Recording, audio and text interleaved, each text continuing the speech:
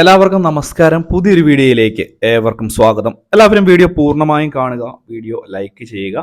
ക്ഷേമ പെൻഷനുമായി ബന്ധപ്പെട്ടുള്ള വളരെ പ്രധാനപ്പെട്ട അറിയിപ്പുകൾ. 4 മാസത്തെ ക്ഷേമ പെൻഷൻ തുക 6400 രൂപ ലഭിക്കണം. ഇതുമായി ബന്ധപ്പെട്ടും സാക്ഷ്യപത്രങ്ങൾ അതുപോലെ തന്നെ മറ്റ് രേഖകളെല്ലാം ഹാജരാക്കേണ്ടതിൻ്റെ ആവശ്യകത എല്ലാം തന്നെ വീഡിയോയിൽ ഉൾപ്പെടുത്തുകയാണ്. അപ്പോൾ ഈ ഒരു മാസത്തിൽ നിങ്ങൾ അറിഞ്ഞിരിക്കേണ്ട ക്ഷേമ പെൻഷനുമായി ബന്ധപ്പെട്ടുള്ള ഏറ്റവും പ്രധാനപ്പെട്ട അറിയിപ്പുകളാണ് ഇന്നത്തെ വീഡിയോയിലൂടെ ഷെയർ ചെയ്ത് തരുന്നത്. എല്ലാവരും വീഡിയോ പൂർണ്ണമായും കാണുക, വീഡിയോ ലൈക്ക് ചെയ്യുക. ചാനൽ ആദ്യമായിട്ട് കാണുന്ന സുഹൃത്തുക്കൾ തീർച്ചയായിട്ടും നമ്മുടെ ചാനൽ ഒന്ന് സബ്സ്ക്രൈബ് ചെയ്യുക. ഫേസ്ബുക്ക് വഴി വീഡിയോ കാണുന്നവർ ഫേസ്ബുക്ക് പേജ് കൂടി ഒന്ന് ഫോളോ ചെയ്യുക. വീഡിയോ ഷെയർ ചെയ്ത് പരമാവധി മറ്റുള്ള ആളുകളിലേക്ക് എത്തിക്കുക. വിശദമായിട്ടുള്ള അറിയിപ്പ് നമുക്ക് നോക്കാം. 2024 നിലവിലത്തെ സാഹചര്യം അനുസരിച്ച് 4 മാസത്തെ ക്ഷേമ പെൻഷൻ തുക കുടിശ്ശികയായിട്ട് കിടക്കുകയാണ്. അതായത് സംസ്ഥാന സർക്കാർ സാമ്പത്തിക ബുദ്ധിമുട്ട് അനുഭവിക്കുന്നതുകൊണ്ട് തുക വിതരണം ചെയ്യുവാൻ സാധിക്കുകയില്ല എന്നും നിലവിൽ ഓരോ മാസത്തെ മാത്രം തുക വിതരണം ചെയ്തുകൊണ്ടും നടപടികൾ പോയിക്കൊണ്ടിരിക്കുന്ന ഒരു സാഹചര്യമാണ്.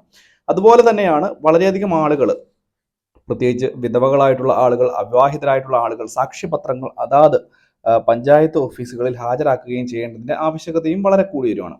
അപ്പോൾ ഈ ഒരു സാഹചര്യത്തിൽ നമ്മൾ എല്ലാവരും ശ്രദ്ധിക്കേണ്ട ഏറ്റവും പ്രധാനപ്പെട്ട ഒരു കാര്യങ്ങളുണ്ട്. നിങ്ങളുടെ ആധാർ കാർഡൊക്കെ ഉള്ള ആളുകൾ, ആധാർ കാർഡും നിങ്ങളുടെ ബാങ്ക് അക്കൗണ്ടും ഒക്കെ ആയിട്ട് കൂടുതലായിട്ട് എന്തെങ്കിലും മാറ്റങ്ങളൊക്കെ വരുത്തിയിട്ടുണ്ടെങ്കിൽ അതൊക്കെ മാറ്റം വരുത്തുവാൻ അല്ലെങ്കിൽ ഇത് ബന്ധിപ്പിക്കുവാൻ വേണ്ട നടപടികൾ ശ്രദ്ധിക്കണം എന്നുള്ള കാര്യം പ്രത്യേകം ശ്രദ്ധിക്കുക.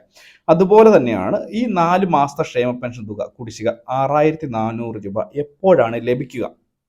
ഓരോ മാസത്തെയും തുകയാണോ അതോ കൂടുതലായിട്ടുള്ള തുക ഒരുമിച്ച് ലഭിക്കുമോ എന്നുള്ള കാര്യങ്ങളൊക്കെയാണ് പ്രത്യേകമായിട്ട് പലരും സംശയമായിട്ട് 2024 തുടങ്ങിയപ്പോൾ മുതൽ ചോദിക്കുന്നത്.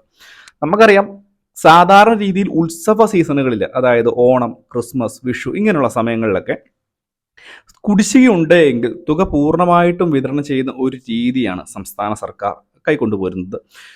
പെൻഷൻ തുക ഇപ്പോൾ ഏകദേശം 1600 രൂപയാണെന്നും അതുപോലെ തന്നെ ഈ തുക കേന്ദ്ര സർക്കാരിന്റെ വിഹിതം ഉണ്ട് എന്നുള്ളൊരു കാര്യവും നമുക്കെല്ലാവർക്കും അറിയാം. കേന്ദ്ര സർക്കാരിന്റെ വിഹിതം തുക കേന്ദ്ര സർക്കാർ സംസ്ഥാനങ്ങൾക്ക് നൽകി കഴിഞ്ഞിരിക്കുന്നു എന്നുള്ള അറിയിപ്പ് മുൻപ് തന്നെ കേന്ദ്ര ധനകാര്യമന്ത്രി നിർമ്മല സീതാരാമൻ തന്നെ അറിയിച്ചിട്ടുള്ളതാണ്. ഏകദേശം 500 രൂപ വരെയൊക്കെയാണ് ഈ ഒരു ക്ഷേമ പെൻഷൻ തുകയിൽ കേന്ദ്ര സർക്കാരിന്റെ വിഹിതം. ഇത് ഏകദേശം 4 ലക്ഷത്തിൽ കൂടുതൽ ആളുകൾക്ക് ഇതിന്റെ സഹായം ലഭിക്കുന്നുമുണ്ട്. ഇപ്പോൾ ശ്രദ്ധിക്കേണ്ടത്, ഈ ഒരു കുടിശ്ശിക ഇനത്തിൽ കിടക്കുന്ന തുക മുഴുവൻ ഇനി ലഭിക്കണം എന്നുണ്ടെങ്കിൽ ലോക്സഭ ഇലക്ഷനോട് കൂടി മാത്രം, അതായത് മാർച്ച് മാസത്തോടു കൂടിയൊക്കെ തുക ലഭിക്കാൻ ഉള്ള ഒരു സാധ്യതയുണ്ട്. പക്ഷേ തുക വർദ്ധിപ്പിക്കുവാൻ നിലവിലത്തെ സാഹചര്യത്തിൽ യാതൊരു അവസ്ഥയും കാണുന്നില്ല.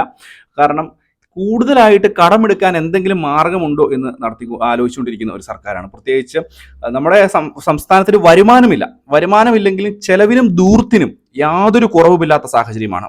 ഒരു കാരണവശാലും സാധാരണക്കാരന് ജീവിക്കാൻ പറ്റത്തില്ലാത്ത ഒരു സാഹചര്യത്തിലേക്ക്, അല്ലെങ്കിൽ സാധാരണക്കാരന് ബുദ്ധിമുട്ടുണ്ടാകുന്ന രീതിയിലേക്ക് അല്ലാതെ ഗവൺമെന്റ് പോകുന്നില്ല എന്നുള്ളതാണ്.